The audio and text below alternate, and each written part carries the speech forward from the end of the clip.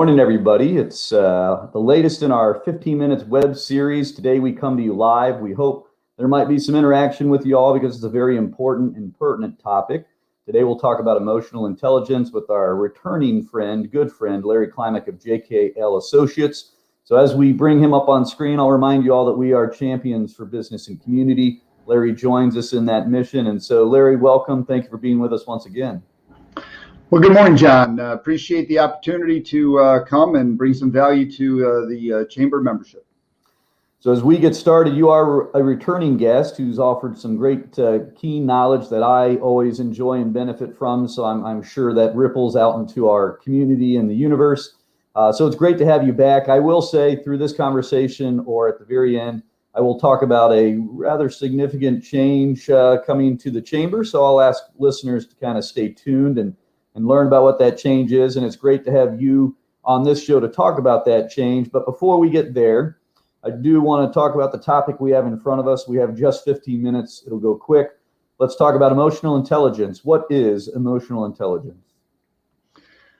Yeah, 15 minutes is a really short time, John, to kind of cover this topic. But to try and bring an understanding. We've just come out of a significant time in the last 12, 14 months, and it has had an influence on all of our emotions, a roller coaster, if you will.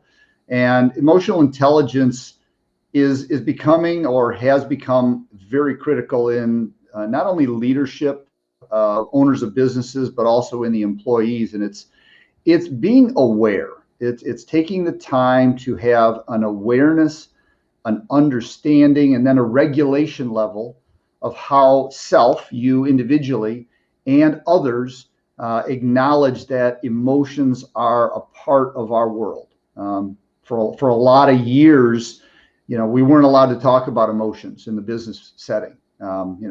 Checked them at the door when you arrived in the office. But emotional intelligence, leaders and business owners who are astute to recognizing that emotions are present and part of the workplace are going to have a greater and more successful launch back into the word normal, if there is such a thing anymore. But it's important that we first of all we recognize our emotions, both internally ourselves and then those in the social realm around us.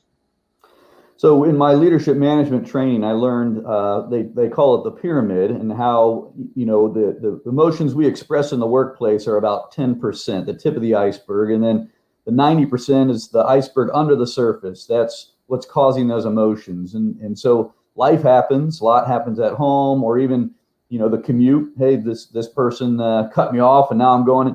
And so as a manager leader, they say you really can't address those 90% under the surface. You got to focus on the 10% because you've got to maintain the office morale, et cetera. So with that as an example, can you kind of relate it and talk to us about the 10 versus 90% on the iceberg?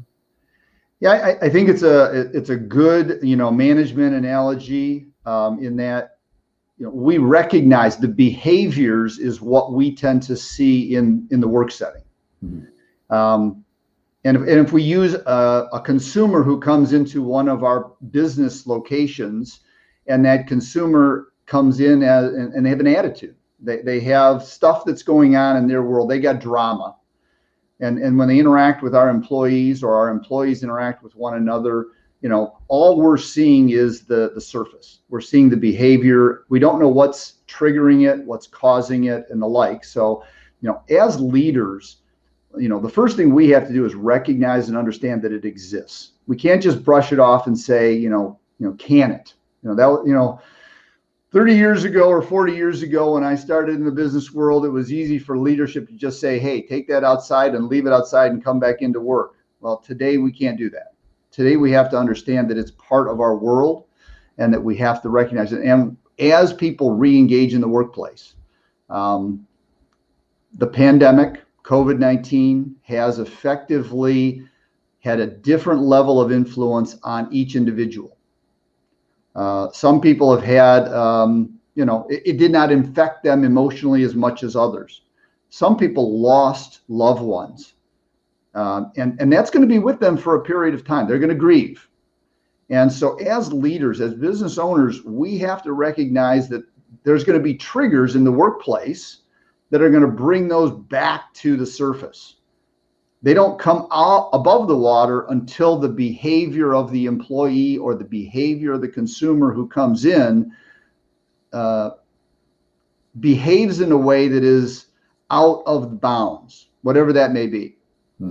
So as we work ourselves back into a whatever the new level ground is for going forward, business leaders and employees have to recognize that we're all in this relearning phase, and we're relearning how emotions play on each one of us. And to be honest with you, John, it's an obligation of leadership to recognize it.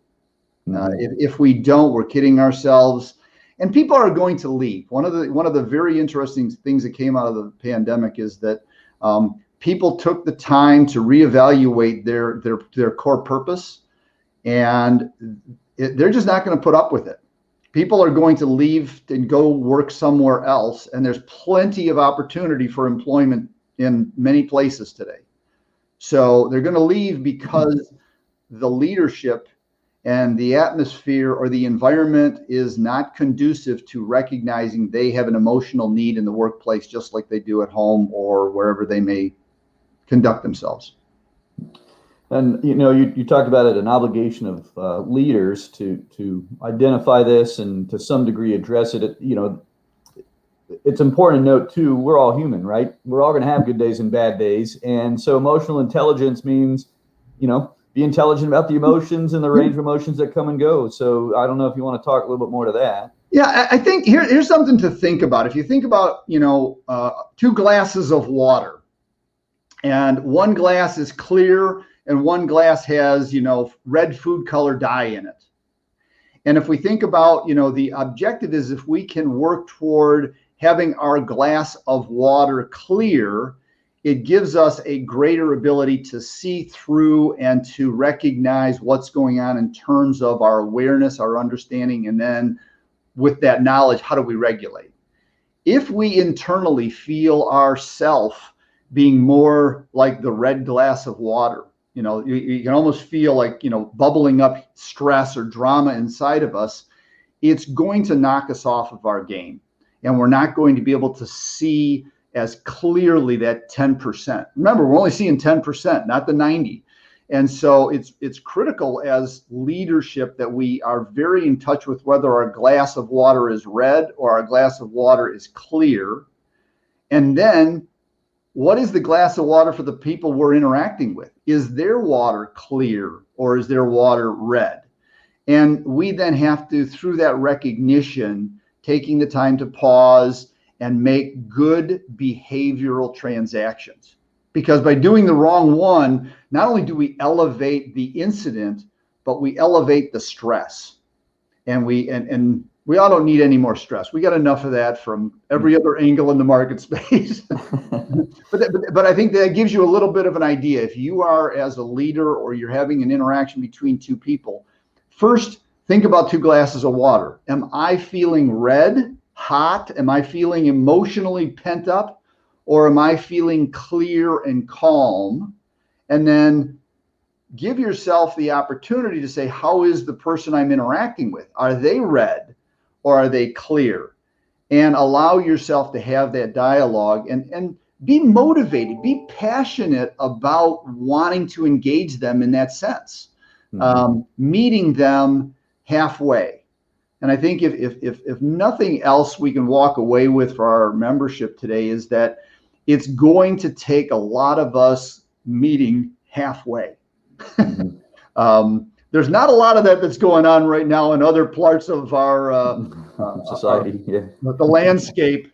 But as leaders, if we want to engage our employees and we want to give them an environment they can excel at, if we want to engage our consumers and customers, we got to meet them halfway and recognize.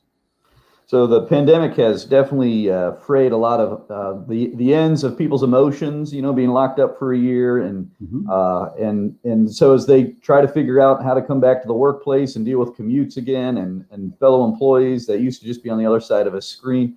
So this is a pertinent topic for today because it's always pertinent, but even more as we come back out of such a life-changing experience we've had this past year with the pandemic. So I understand you've got a tool you might share with the audience, and then I'll give you a last word as we try to wrap it up and I make the big announcement. Sure. Well, Harvard Business Review, I mean, they have lots of data and stuff out there, and I'm hopeful that our great technology expert, Christina, she can maybe post a link out there through the chat or whatever. But one of the things we have to think about is how do we address this emotional intelligence? And there's, Harvard Business Review has a little, online free questionnaire that they can, take a look at to give themselves an assessment. But, once you start understanding where your emotional intelligence or your quotient of intelligence on emotion is, you can start to do some things to help balance that. And that's important that we first acknowledge it, and then, if you're wondering about it, do some things about it. Journal on a daily basis. Be aware of what your goals are, and is your emotional intelligence leading you toward or away from those goals?